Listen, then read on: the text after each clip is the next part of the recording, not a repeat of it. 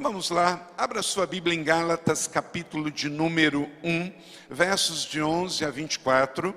Qual o texto? Muito bem, que igreja maravilhosa. Então gostaria de compartilhar com você nesse encerramento da Renovo 2022, chaves para o renovo na vida e liderança. Você pode dizer isso comigo? Chaves para o renovo na vida e na liderança. Porque todos nós lideramos a nós mesmos. Por favor, não pense que você não lidere. Eu não estou liderando um ministério, eu não estou liderando uma igreja, eu não estou liderando uma empresa. Primeiro que você tem que se liderar, lidere a si mesmo. Porque suas escolhas e decisões, se não forem bem lideradas, o que está ruim pode ficar pior. Então, liderança começa em você. Você é casado? Também lidere com a sua família. Você é mulher, você é homem, você é filho. Todos nós estamos liderando a nossa família para que vá de melhor a ótimo. E todos nós fazemos parte da liderança da igreja. Lideramos uma célula, lideramos um ministério, ajudamos. Quem não está liderando hoje vai liderar amanhã, porque essa igreja é uma fábrica de liderança. Eu estou percebendo isso, não é? Então se prepare, se prepare. Então, quando você ouvir a palavra liderança, quando você vê um livro que te chama atenção sobre liderança, não importe, pegue e leia, porque todos nós podemos crescer em liderança. Pastor, eu já estou com cabelo branco, eu não vou mais liderar. Querido, por favor, vocês estão na Pampulha, no final da pista que o jato decola. Então, não pense, não há idade para aprender. Você pode mudar de estações, mas sempre o sábio aprende. Sempre ele está em processo pedagógico e didático de crescimento. Só mudamos de estações. Você aprende com 20, com 30, com 40, com 50, com 60, com 70, com 80, em nome de Jesus. E sabe para onde você vai? Você vai para o céu, e no céu a gente vai continuar aprendendo. Dos 5 propósitos de Deus, só um tem prazo de validade. É por isso que vocês vão fazer o resgate kids e o resgate adulto. Porque adoração vamos fazer aqui, vamos fazer na eternidade. E pelo jeito aqui o ensaio foi ótimo. Imagine quando chegar a apresentação lá na glória. Uau, meu Deus! Então, adorar nós vamos fazer aqui na glória. Comunhão, meu Deus, nós vamos ter uma eternidade para viver em comunhão. Aqui eternamente. Serviço, meu Deus, como nós vamos servir? Ou você pensa que o céu é aquele lugar que você vai sentar numa nuvem e tocar harpa para o resto da vida? Não. No céu, gente, segundo Jesus, nós só não vamos casar e dar em casamento. Casamento é aqui para a terra. Mas nós vamos servir lá no céu.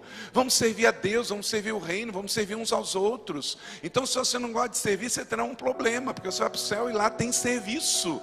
Por isso, o provérbio diz, vai ter com a formiga, ó preguiçoso. Goste de trabalhar aqui, porque aqui é só o treinamento. Aqui você vai passar 80, 90. Se você for bonzão, vai passar 100 anos. Mas lá é uma eternidade. Agora, tem um propósito que não vai ter lá. Evangelização, missões. É o único propósito que o Cronos vai limitar. Por quê? No céu não tem ninguém para evangelizar, é só aqui na terra. Então como tem prazo de validade, a igreja não pode esquecer esse propósito. É adolescente evangelizando adolescente, jovens, adulto, terceira idade, casais. Que esta igreja seja uma explosão de evangelismo, um lugar contagiante. Você seja renovado por uma paixão pelo aquele que ainda não tem Jesus. Por quê? O prazo está acabando. Quem crê que Jesus está voltando? Então o prazo está acabando. Então, por isso, estas chaves nesta noite para a gente pensar também na sua liderança. Gálatas capítulo de número 1, eu não vou ler todo o texto. A partir do verso 11, a carta de Paulo aos Gálatas. Gálatas era uma região, não era uma cidade. A região da Galácia tinha várias igrejas. E esta carta circulou entre estas igrejas. E porque é palavra rema de Deus, aleluia, porque também chegou para metodista em BH, chegou para nós hoje. E a partir do verso 11, diz assim: Paulo, chamado por Deus. Irmãos, quero que saibam que o evangelho por mim anunciado não é de origem humana. Não recebi de pessoa alguma, nem me foi ensinado. Ao contrário, eu recebi de Jesus Cristo por revelação. Vocês ouviram qual foi o meu procedimento no judaísmo, que perseguia com violência a igreja de Deus, procurando destruí-la. Verso 14, no judaísmo, eu superava a maioria dos judeus da minha idade. Eu era extremamente zeloso das tradições dos antepassados.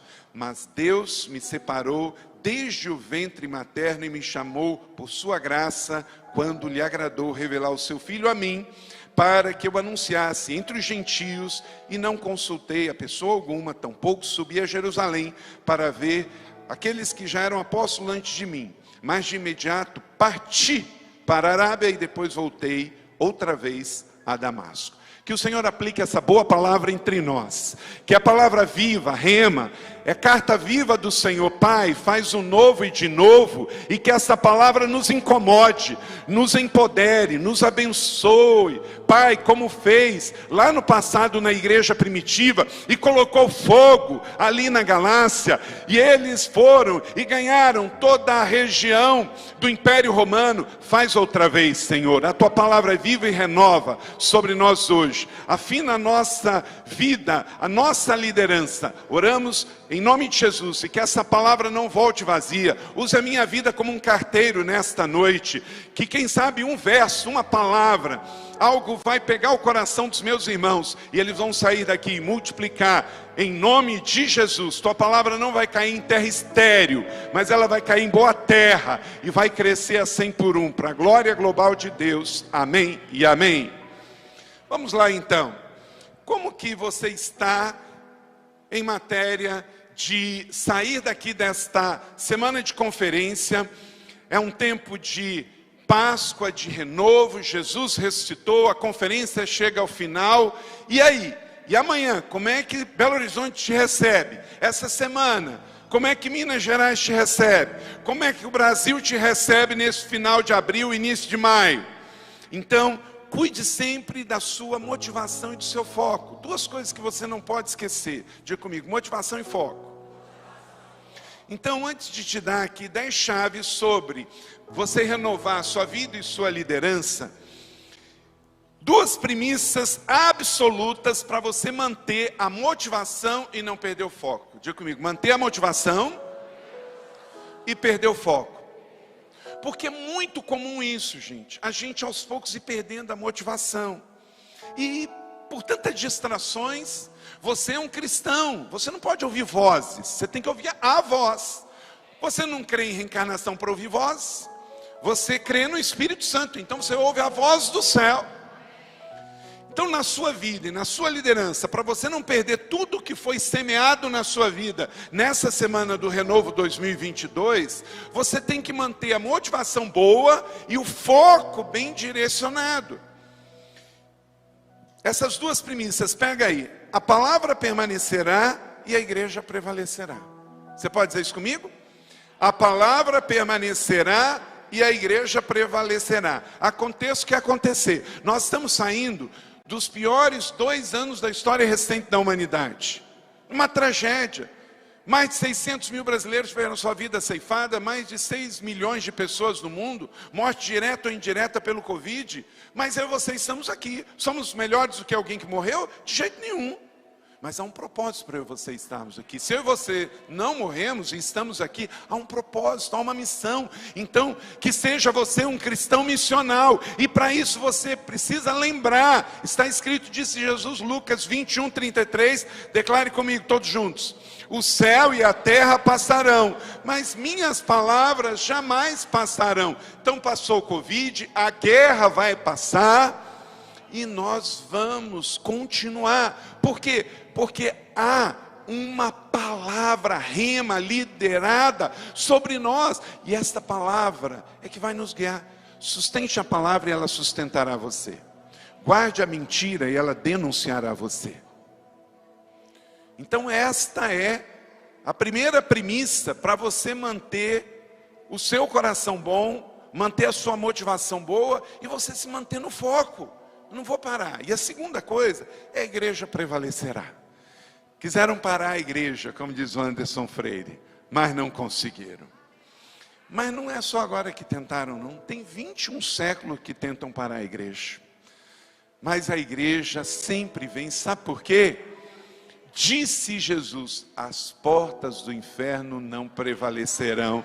Diga comigo, Mateus 16, 18. Eu lhes digo que você é Pedro, e sobre esta pedra edificarei a minha igreja, e as portas do Hades não poderão vencê-lo. Toda vez que eu volto a Israel, vou voltar lá no mês que vem, eu vou a Cesareia de Filipe, é um lugar que eu gosto demais. Quando eu vejo aquele lugar, com aquela caverna aberta, que já foi ali dos cananitas, adoração a Moloque, onde jogavam crianças em adoração a Moloque, onde também os gregos adoravam o deus Pan, e por isso também vem aí a palavra pânico, porque quando mães sacrificavam crianças, havia muito choro, muita gritaria.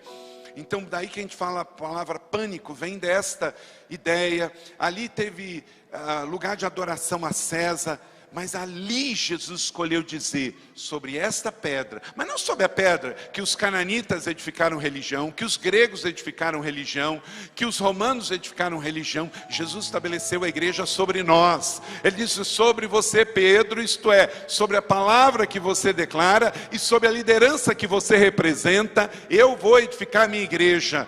Os cananitas pagãos, os gregos, os romanos edificaram sobre pedra humana, sobre religião, sobre altar humano, mas eu vou edificar sobre vocês, e por isso essa palavra está válida hoje.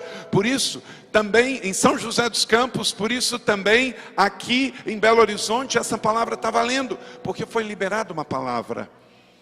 A igreja, eu não fiquei com nenhum momento em 2 anos, nossa igreja ficou fechada 120 dias quase, mas olha, se a igreja estava fechada, mas a igreja não parou, a gente ia para as calçadas, a gente ia para o digital, a gente ia para o dia a dia. Sabe por quê? A igreja é relevante não na sua liturgia de celebração, ela é relevante pelo seu ministério, ela é relevante pela sua mensagem, pela sua palavra, e por isso a pandemia passa e a igreja também continua.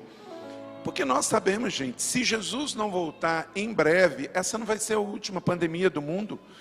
Toda essa manipulação genética em laboratório que tem sido feita, manipulando genes humanos, genes de animais, então infelizmente nós sabemos, manipulação. No passado não havia nenhum problema no trigo, hoje existe uma alergia imensa ao trigo, ao leite. Por que isso no tempo das Minas Gerais dos nossos avós não tinha e tem hoje? Por causa da manipulação genética, por causa da ganância do ser humano, de produzir mais e mais e mais, e de consumir mais e mais e mais. Então até o trigo e o leite, tão básico na alimentação, manipulado, prejudica, e tanta gente com intolerância. Não foi Deus que fez o trigo envenenado ou o leite envenenado. A água não foi envenenada por Deus, pelo contrário, mas nós mesmos. Então tem consequência, efeito colateral. Tudo que o homem plantar, isso ele ceifará. É a realidade do pecado. Mas se eu me lembrar que, por mais que exista esse caos no mundo, existem guerras, pandemias, alimentos envenenados, mas uma coisa eu sei: o meu Redentor vive e se levantará sobre a terra. E Ele cuida da sua igreja, do seu povo. E Ele tem um renovo sobre todos nós. Então não se esqueça disso. Um texto que me acompanhou durante muito tempo, nesses dias, o Salmo 112, verso de número 17. Nós não temeremos más notícias, porque o nosso coração está confiante no Senhor. Então guarde isso, seja renovado, não é pelo jornal que vai sair amanhã, mas pelas boas notícias do céu. Você que está em casa, não tema más notícias. Por isso, antes de ler as notícias do dia que temos que ler, leia a Bíblia. Antes de atender o celular com o WhatsApp, que pode vir com uma bomba dos homens, receba uma boa notícia do céu, que vai preparar o seu coração para eventuais más notícias da terra. Então, meu irmão e minha irmã, de fato, seja renovado na sua vida e na sua liderança.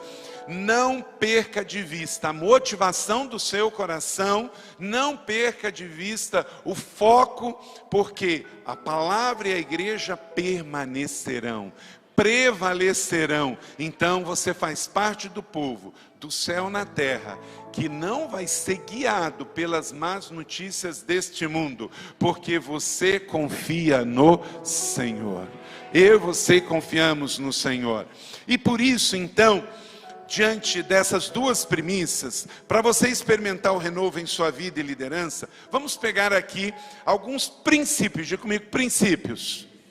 Princípios que o apóstolo Paulo viveu e aplicou na sua vida, e as igrejas na região da Galácia recebeu. E eu e você também precisamos para continuarmos aqui.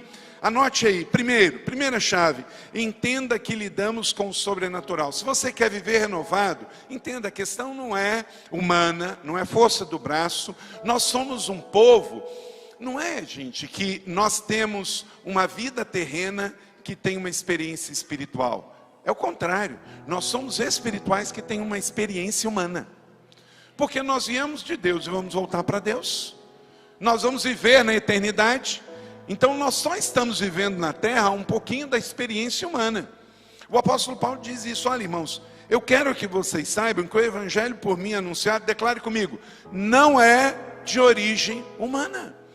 A fé cristã não é baseada numa ideologia, nem numa filosofia, é baseada numa revelação do alto. Então, aconteça o que acontecer, creia no evangelho que é sobrenatural. Então por isso nós podemos fazer jejum, por isso nós podemos orar, porque nós cremos que o sobrenatural para Deus é natural. Então vamos exercer esta chave que o Senhor nos dá.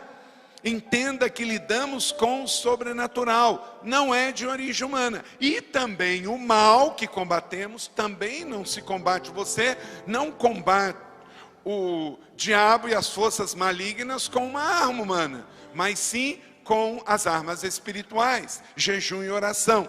Então, se você quer viver renovado, ativado nessa chave, entenda, sua vida é física, mas ela vive no sobrenatural, para o bem e para o mal. Então sempre ative isso na sua vida. Esta igreja não é um lugar de filosofia, de ideologia, fuja disso. O nosso negócio é ativação do sobrenatural, amém?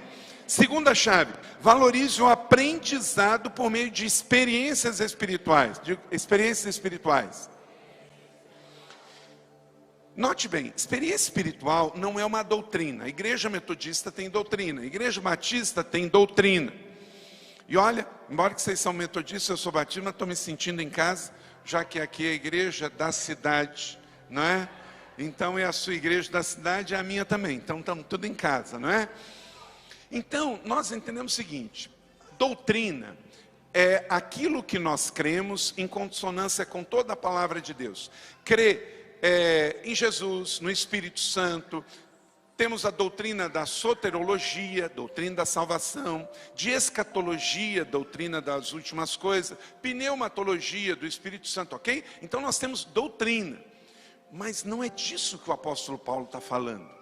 Então não se contente só em conhecer doutrina, mas se você quer viver uma vida renovada, busque experiências diárias com o Espírito Santo. Eu tenho muitas, poderia te contar aqui, são experiências que eu não digo que eu posso chegar na igreja e ensinar como uma doutrina para todos, porque não é. É coisa do pessoal, é que Deus pode falar só para você, com você, no quarto secreto, que não é para que você vai ensinar como algo que todos têm que fazer.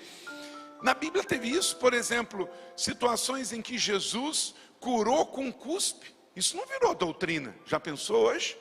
A igreja do cuspe de Cristo, Pedro, não é? Não, foi uma experiência que Jesus teve uma vez em Jerusalém, uma vez em Betsaida. Mas ele não falou que, olha, para curar os enfermos você tem que cuspir no enfermo. Não, isso não foi uma doutrina. Então existem coisas que podem acontecer conosco, que são experiências, e que você não tem que achar que o outro vai ter igual. A Bíblia fala que existem anjos, mas nem todo cristão vi o anjo. Eu já conversei com o anjo, mas não vi o anjo. Mas pode ter um outro irmão que conversou com o anjo. São experiências, mas vai virar isso doutrina? Não. Mas o que Paulo diz foi o seguinte, olha só. E aí ative essa chave se você quer viver renovado. Eu não recebi de pessoa alguma, nem foi me ensinado. Pelo contrário, eu recebi por revelação. Paulo ele não estava dizendo que o ensino acadêmico não era importante. Paulo estudou aos pés de Gamaliel. Ele era membro do Sinédrio. Para ser membro do Sinédrio tinha que saber decor os 5 primeiros livros da lei. Ele sabia decor Gênesis, Êxodo, Número, Deuteronômio, Levítico. Paulo sabia de cor. Paulo sabia pelo menos 5 línguas, porque ele era cidadão romano, então sabia latim e grego. Ele estudou, morou na Arábia 3 anos, então aprendeu árabe. Depois, pela convivência com o cristianismo, também deve ter aprendido o hebraico e o aramaico, porque o hebraico ele já tinha por nascimento, porque estudava aos pés de Gamaliel, mas por causa do cristianismo, também o aramaico. Enfim, era um poliglota, era entendido. Ele não estava dizendo que estudo não era importante, ele só estava dizendo que eu não posso parar no estudo acadêmico.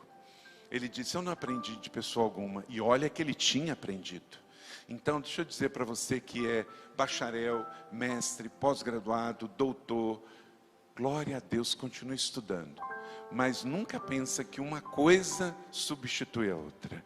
Estude a academia, estude no mundo dos homens, estude teologia, mas nunca perca a sede de aprender direto do Espírito Santo. Aleluia! Existem coisas que nunca aprenderemos na sala de aula, com os livros, só aprenderemos direto com Deus. Então entra no teu quarto, fecha a tua porta, e o teu pai que está em secreto já está lá e te ouvirá. Terceiro,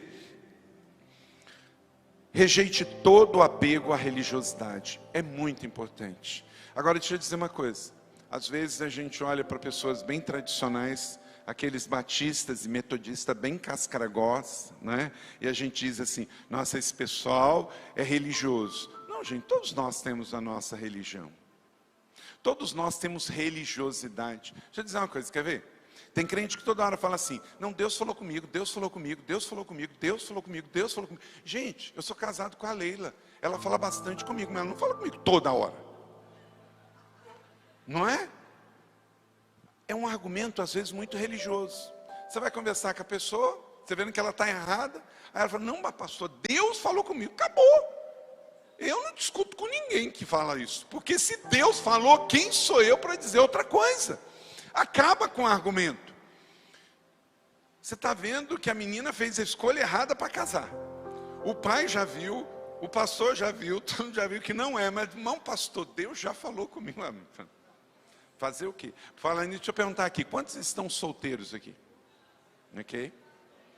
É quase que sinônimo assim, estou na pista, né? Estou na pista, estou aí, né?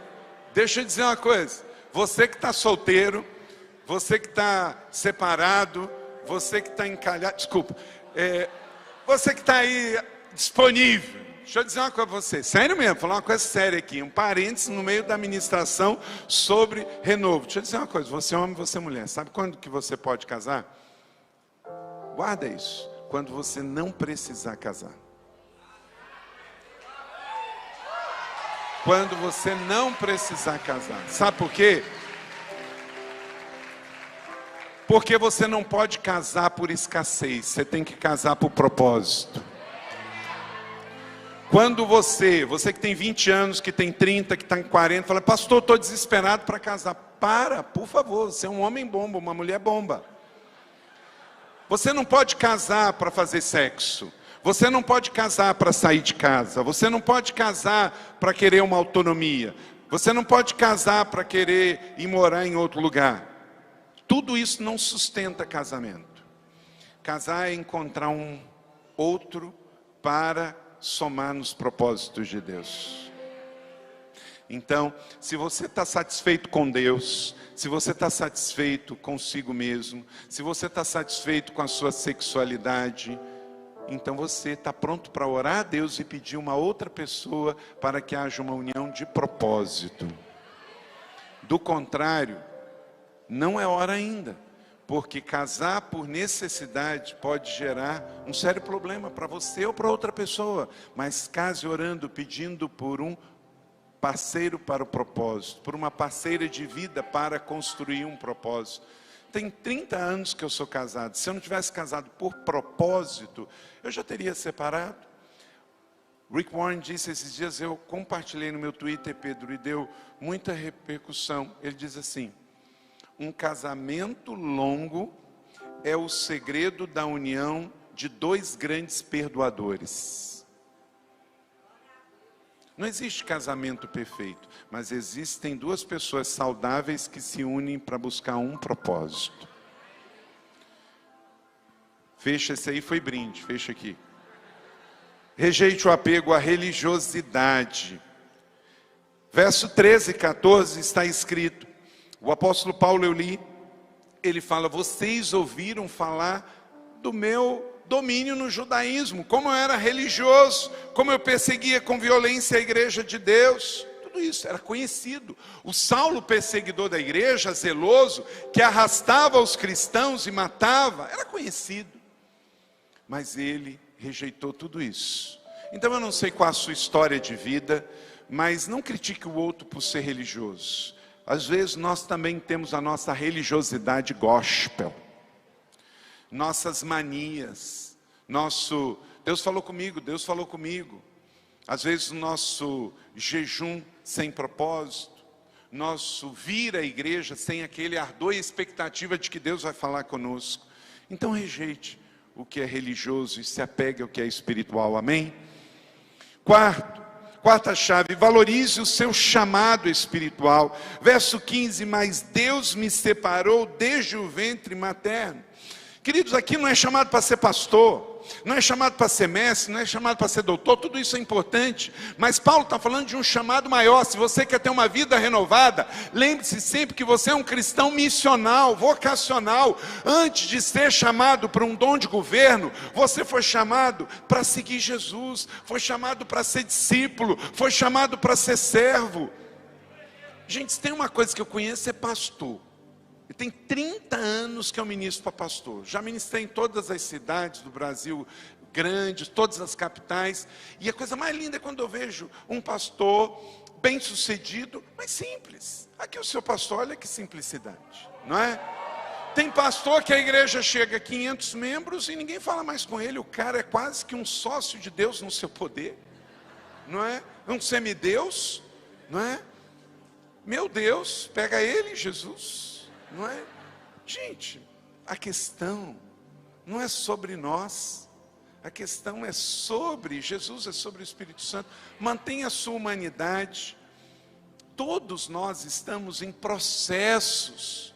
Então, que em nome de Jesus, eu e você possamos nos lembrar, antes de títulos. Quantos irmãos, na minha igreja, eu dou muita liberdade. Tem gente que me chama de Carlito, tem gente que me chama de pastor, me chama de apóstolo, me chama de pai. Gente, nós lideramos pessoas livres. Tem gente que corrige. Uma vez aqui, não sei se foi em Belo Horizonte, não sei. Eu não sei se foi em Belo Horizonte, eu acho que foi em outro lugar. Um filho meu chamou um pastor pelo nome e ele corrigiu pelo título. Não é assim, gente. Não é sobre título, é sobre fé, é sobre relacionamentos. Entende? Então, cada um vai receber na proporção. Você não pode se incomodar com o outro. Por exemplo, o momento do dízimo e oferta na igreja, sabe que incomoda quem? Ao avarento. O generoso, que gosta de celebrar, que gosta de contribuir, ele está numa boa. Ele está numa boa. Mas o avarento se incomoda. Por quê? A generosidade de um incomoda a avareza do outro. Aquele que tem uma fé conceitual, quando alguém coloca a fé em prática, incomoda. Porque, como diz Bill Johnson, toda a fé aplicada incomoda quem tem uma fé conceitual. a questão da paternidade bem resolvida. Tem pessoas na igreja, alguém chega para o Pedro e fala, pai, e o outro se incomoda. Sabe por quê? Porque o outro está na orfandade. Então, a paternidade bem resolvida do outro incomoda a dele. Uma vez chegou um pastor para mim e falou assim, Carlito, por que você vive falando que o melhor está por vir? O negócio que o melhor está por vir, que o melhor está por vir. Eu olhei para ele e falei assim, o teu pior está por vir? Cara, se o teu pior está por vir, se você está no negativo, deixa eu ser feliz. Na minha Bíblia está escrito que lá em Efésios capítulo 3, 20 e 21, que olho nenhum viu, mente nenhuma imaginou que Deus preparou para aqueles que o amam. Quem ama Jesus aí? Então o seu melhor está por vir. Acredite nisso, acredite nisso. Mas não é frase de efeito, não é? Porque Deus pode fazer infinitamente mais do que pedimos ou pensamos, diz o apóstolo Paulo lá em 1 Coríntios. Então, em Coríntios ele também diz que seja o amém, o assim seja, para a glória dele. Então não é questão de frase de efeito, até porque, como diz Efésios 1:3, eu e você somos abençoados em todas as bênçãos e estão depositados nas regiões celestiais em Cristo Jesus para você, mas você tem que acessar lá e buscar, não é? Então, se a vida do cristão é como a luz da aurora que vai brilhando, brilhando, brilhando, até ser dia perfeito, que você será como árvore plantada junto a ribeiros d'água, o qual dá o seu fruto na estação própria, que cujas folhas não caem. Como é que o nosso melhor não está por vir? Ah, pastor, porque o melhor já veio, é Jesus. Querido, eu sei que Jesus é o meu melhor para minha salvação, não tenho dúvida. Mas Ele também me deu um Espírito Santo que faz nova todas as coisas todos os dias. E como nós estamos agora, inclusive, os próximos 50 dias, gente, é rumo a Pentecostes. Meu Deus, da Páscoa até Pentecoste, que você queira mais, até que Ele venha. Ele já veio ao mundo, mas Ele quer vir plenamente sobre a sua vida, que você queira mais, você tenha fome, você tenha sede, ao acordar, ao dormir, queira mais, queira sonhar com o Espírito Santo, queira se relacionar com o Espírito Santo, porque sempre cabe mais. Então quem vive nessa abundância, vive na perspectiva de que o melhor está por vir. Não tem a ver com o seu título, não tem a ver se você é ordenado pastor, diácono, se você é presbítero, se você é evangelista, se você tem o dom de governo de ser apóstolo, de ser mestre. Gente, isso é uma bênção, é tudo bíblico, mas não é isso que traz para nós a unção. O que traz para nós a unção é a intimidade e a santidade. Deixe que cada um encontre a sua liberdade. Nós lideramos pessoas livres. Os grupos de pastoreio aqui desta igreja como da minha, nós não queremos colocar tampa em ninguém. Nós queremos liderar pessoas. Nós queremos que seja uma igreja família saudável, onde o mais novo honra o mais velho e o mais velho promove o mais novo, onde há um relacionamento saudável, onde irmãos abençoam irmãos, não há competição, mas há celebração. Aleluia, glória a Deus, em nome de Jesus. Então ative essa chave para você viver esse novo ano que Deus está te dando a partir de agora renovado. Livre-se do apego à religiosidade e apegue-se ao seu chamado. O chamado para a santidade, o chamado para o discipulado, o chamado para seguir Jesus. Isso não tem a ver com título, isso tem a ver com intimidade. Não é sobre se você tem ou não um grau, se você tem ou não um terno, se você tem ou não uma gravata, se você tem ou não um conhecimento, mas se o seu nome de fato é notícia no céu.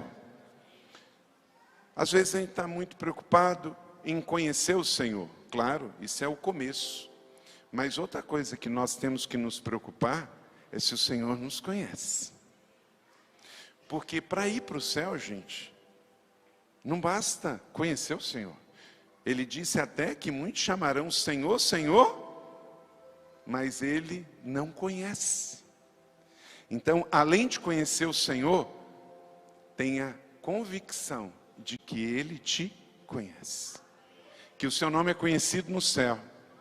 Que a sua vida é celebrada também no céu. 5, mantenha o foco na missão. Veja nos versos 16 e 17, ele se converteu, mas veja bem, ele queria fazer antes da vontade dele a vontade do Pai. Não era legítimo, já que ele se converteu, porque você sabe, Saulo virou Paulo, mas isso Jesus já tinha subido aos céus, já tinha alguns anos. Ele não é um convertido de primeira geração. Primeira geração é João, Pedro, ele já é de segunda. Então o que seria natural? Diz que ele então se converteu, indo a Damasco, e ele falou, eu não subi a Jerusalém quando me converti, que era algo justo.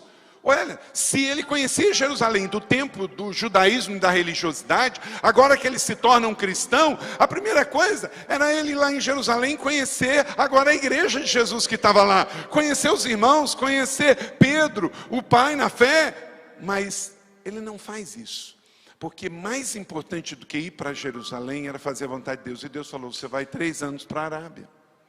Então, se você quer andar renovado, não vai em cima do que você quer, mas seja feita a vontade do Pai, assim na terra como é no céu. Então foque na missão. A missão para Paulo naquele momento não era Jerusalém, não era o templo, mas era a Arábia, era a Síria, era a pedreira que Deus estava formando na vida dele, para que o seu chamado fosse aperfeiçoado. Por isso, gostamos do resultado do apóstolo Paulo. Ele se torna o maior missionário, o maior escritor, ele é o maior plantador de igrejas, ele escreve 13 dos 27 livros do Novo Testamento, mas primeiro Deus tratou na vida dele. Antes de Deus fazer qualquer coisa através da minha vida, da sua vida, do seu pastor, Ele quer fazer em nós. E Ele fez isso com Paulo. Então, em tempos de você viver o renovo, diga, Senhor, faz na minha vida, mantenha o foco na missão. E aí você não vai se perder. Jesus é o centro, Ele é o modelo, deixa Ele ser o centro. Marcos capítulo 6, 54 e 56 está escrito, logo desembarcaram e o povo reconheceu Jesus. Esse é o nosso modelo, gente, isso aqui é maravilhoso. Aqui nesse texto, Jesus diz que ele percorria campos, povoados, cidades e praça. Gente, esse é o nosso evangelho, nós não vamos inventar, nós vamos também continuar em Belo Horizonte, nas Minas Gerais, nas ruas, povoados e praças, é fazendo resgate, é fazendo evangelismo, é fazendo as casas de paz, é fazendo discipulado, é fazer o que Jesus fez. A palavra no grego é periatel. Jesus andava, perambulava em todos os lugares, levando o reino, fazendo o evangelho conhecido. É isso que nós temos que fazer, amém ou não amém? 6, entenda que haverá momento certo para tudo. O verso 18 e 19, diga comigo, depois de 3 anos, aí subia Jerusalém. Ah, meu Deus, imagina a alegria de Paulo subindo. Você que já foi em Jerusalém, subiu 600 e poucos metros até chegar em Jerusalém. E quem não foi ainda vai, amém? É uma experiência, ir a Israel é uma experiência. Invista e prepare para um dia você ir com o seu pastor. É uma bênção inesquecível. E aí ele subiu a Jerusalém, mas depois de 3 anos. Sabe qual é o seu problema? Às vezes você quer coisa muito rápido, no seu tempo. Rápido, barato, na sua hora, mas não é assim que funciona. Para o grande apóstolo Paulo, teve que esperar 3 anos. Aí depois de 3 anos ele subiu a Jerusalém. Aí ele foi lá e conheceu a Pedro. Ele ficou 15 dias com Pedro. Pedro tinha muito o que dizer. Agora o seu ministério apostólico tinha sido restituído. Aquele Pedro teimoso, aquele Pedro negador, infiel, já não existia mais, porque agora ele sabia cuidar do rebanho do Senhor. E Paulo, o grande Paulo, ficou 15 dias com ele. Só fica 15 dias num discipulado quem tem espírito aprendiz e quem está aprendendo algo de alguém. E foi maravilhoso, ali ele ficou ao momento certo para tudo. Aí eu me lembro de uma passagem também de Paulo.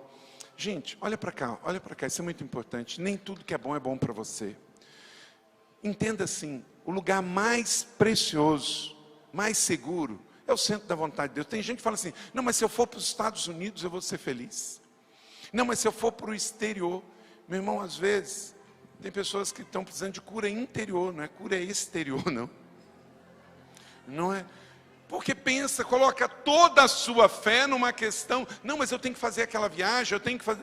Espera aí, olha só aqui, diz assim, isso está lá em Coríntios, o apóstolo Paulo diz, quando cheguei a Troade para pregar o evangelho de Cristo, abrindo-se a porta que o Senhor trouxe, não tive descanso no meu espírito, porque não achei ali o meu irmão Tito.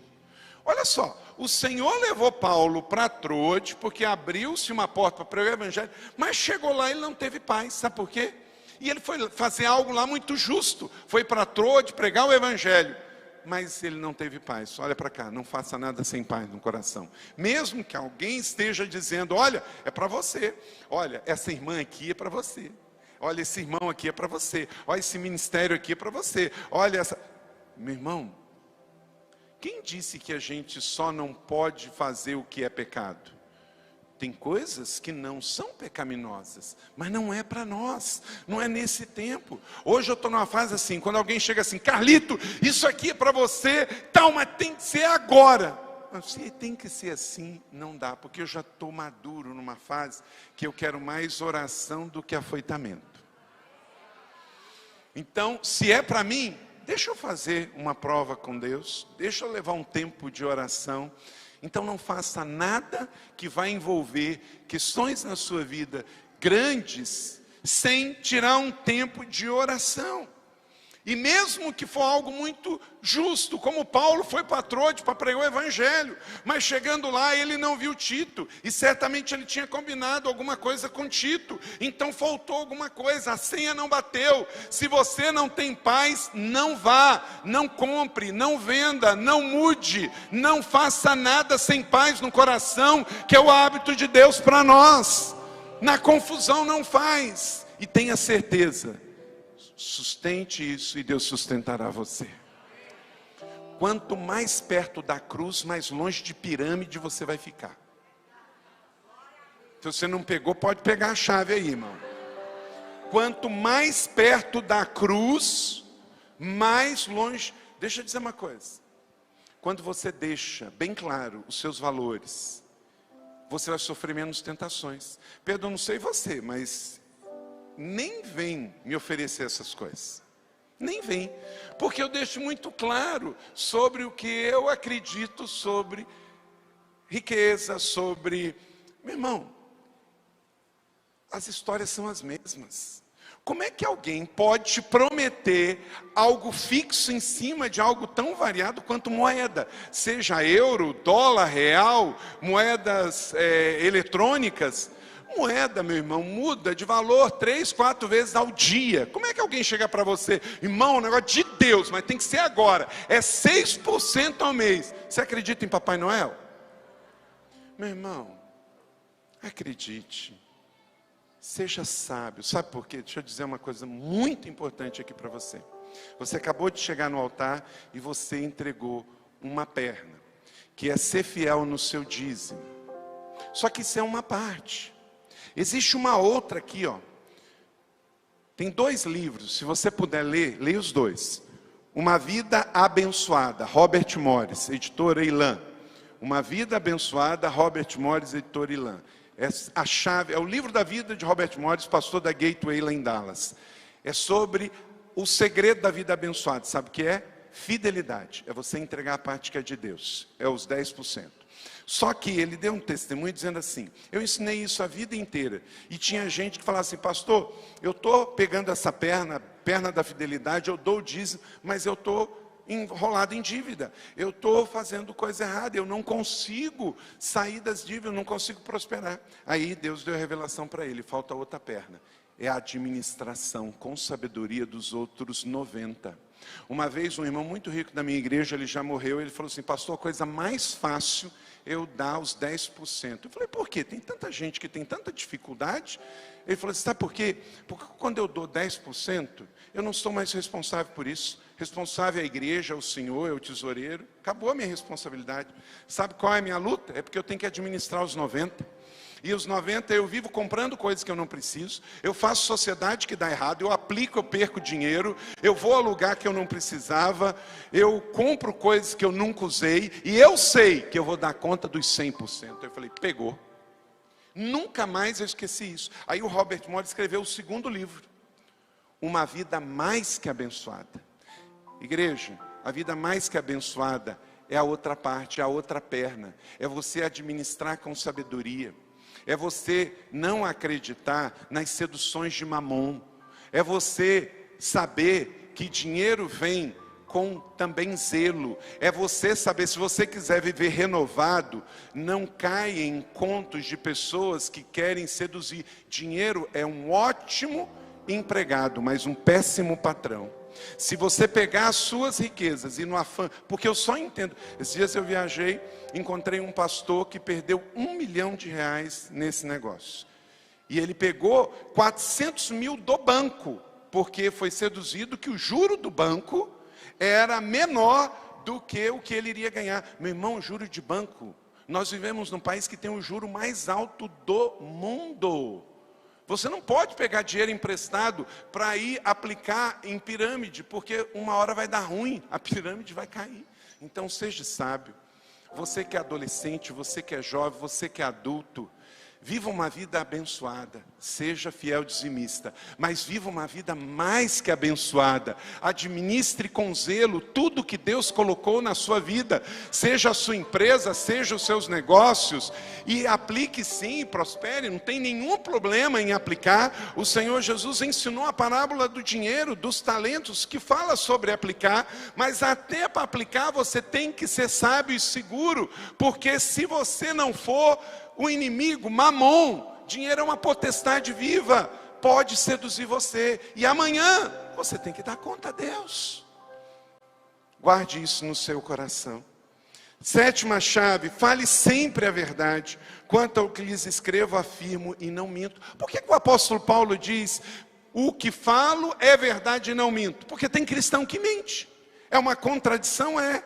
Meu irmão, minha irmã, se você quer viver uma vida renovada na sua vida e na sua liderança, fale a verdade, porque você fala a verdade, ela sustenta você, ou você fala a mentira, ela denunciará você. Cedo ou tarde o cabrito vai berrar. Lembra quando o Senhor falou para Saul na sua primeira batalha, quando falou para ele: olha, você vai sacrificar todos os despojos, mate Agag, mate tudo e sacrifica tudo. Aí o que fez Saul? Poupou algumas ovelhas, alguns cabritos. Aí daqui a pouco chega Samuel: Saul, você fez o que o Senhor mandou? Ele: fiz, matei tudo. Daqui a pouco, mu. Meu irmão, da mesma maneira com Saul, se você não fizer o que Deus mandou fazer, o cabrito vai berrar e vai denunciar você. Então, se Deus falou, faz. Manda quem pode, obedece quem tem juízo. Fale a verdade, porque do contrário a mentira te revelará. Fique perto da cruz e longe das pirâmides. 8. Esteja sensível para ir a lugares novos e desconhecidos. Verso 21, a seguir fui para as regiões da Síria e da Sicília. Querido, que em nome de Jesus, você também ore por novos horizontes. O renovado está sempre disponível a novos ministérios, a novos lugares, porque ser apostólico é estar aberto também ao novo. Nenhuma igreja, Pedro, ela permanece grande se ela não se espalhar, sabia? Eu já estudei isso no Brasil e no mundo. Uma igreja que ela só junta, ela não passa mais de 2 décadas crescendo. Igreja tem que se distribuir, tem que plantar outras igrejas. Sabe por quê? Vamos dizer, uma grande igreja num grande lugar. Com o passar do tempo, essas pessoas, elas vão atrofiando nos seus dons. Porque quem que vai ficar numa igreja tão grande que tem que entrar numa escala de 2 meses para tocar, para pregar, para ensinar? Então começa a atrofiar. As pessoas querem também ser enviadas, porque é isso. Aconteça o que acontecer, nós queremos enviar flechas. Nós somos como uma aljava cheia de flechas. Uma casa saudável é uma casa de envio de destinos. Então, em nome de Jesus, esteja disponível para ir a novos lugares, lugares desconhecidos. 9, evidencie um testemunho de vidas transformadas. Versos 22 e 23, o apóstolo Paulo diz: olha, eu era perseguido, eu perseguia, era mal conhecido pelo meu mau testemunho, mas agora eu é que sou perseguido. Então, virou a chave para ele. Agora ele tinha um testemunho que evidenciava vidas transformadas. Então, onde você for, seja uma pessoa consciente. O seu testemunho vai chegar antes de você. Vai chegar antes de você. E que chegue um testemunho de uma pessoa, de fato, na abundância do Senhor. Amém? Verso final aqui, e a última chave. Conduza vidas para perto de Deus. É o que Deus quer de mim e de você. E glorificavam a Deus por minha causa, diz Paulo no verso 24. Não é que as pessoas se desviavam por minha causa. Não é que as pessoas iam para o pecado por minha causa. Mas que eu e você, em Belo Horizonte hoje, renovados pelo Espírito Santo, as pessoas possam glorificar a Deus por causa da sua vida. Olha, eu estou vendo aquele adolescente lá, eu quero ser adolescente como ele. Olha aquele casal lá, olha aquele senhor lá, olha aquela senhora lá, aquele ancião lá, eu quero ser como ele. Então Paulo diz: e glorificavam a Deus por minha causa. Que em nome de Jesus, eu e você, sejamos esse canal de Deus. Em nome de Jesus, se for para a gente dar mau testemunho da nossa fé, que o Senhor nos leve antes, mas que possamos de fato conduzir pessoas para Jesus, cada dia, inspirar pessoas, levar pessoas para o reino. Você está levando as pessoas a glorificarem a Deus, ou está levando as pessoas a se distanciarem de Deus? Meu irmão, minha irmã, renovado, cumpra o seu ministério. Você tem um ministério, você tem um chamado. O que prega, o que canta, o que ensina, o que testemunha, o que ora, o que jejua, todos temos. Cumpra o teu ministério. Você pode fazer o teu ministério de várias maneiras. O que você não pode é não fazer nada, porque você não é um inútil. Você tem um chamado, você tem um dom, você tem uma beleza. Você foi feito joia da coroa. O Salmo de número 8 diz que você foi feito pouco abaixo dos anjos. Aleluia. Então há algo em você que o mundo precisa. Deixe sair, deixe se manifestar, que o mundo veja Cristo em você e em mim, nesta igreja. Aleluia. Glória a Deus. Você recebe esta palavra da fé? Então ande por fé, ande por sabedoria, e que seja uma evidência clara de: tenham cuidado com a maneira que vocês vivam. Não sejam como insensatos, mas como sábios. Como Paulo diz nessa instrução apostólica em Colossenses 4:5. Sejam sábios no procedimento com os de fora. Aproveitem ao máximo, igreja, porque o tempo está passando. Uma igreja tão linda, tão cheia de vida, tão cheia de energia, tão cheia de jovens. Sejam sábios, que Deus dê a vocês uma unção dobrada de criatividade, em nome de Jesus. Que vocês realizem o que nunca realizaram, para a glória global de Deus. Há um fogo de Deus sobre a vida de vocês. Aproveitem as oportunidades. Jesus nunca disse que seria fácil, mas Ele disse, lá em Mateus 28, quando nos deu a grande comissão: eu estarei com vocês até o fim. Essa palavra está valendo. Ele está com cada um de vocês na galeria, com cada um de nós aqui, com você que veio aqui em primeiro lugar. Então, ore sobre isso na sua vida agora, que eu quero fazer um convite antes de concluir.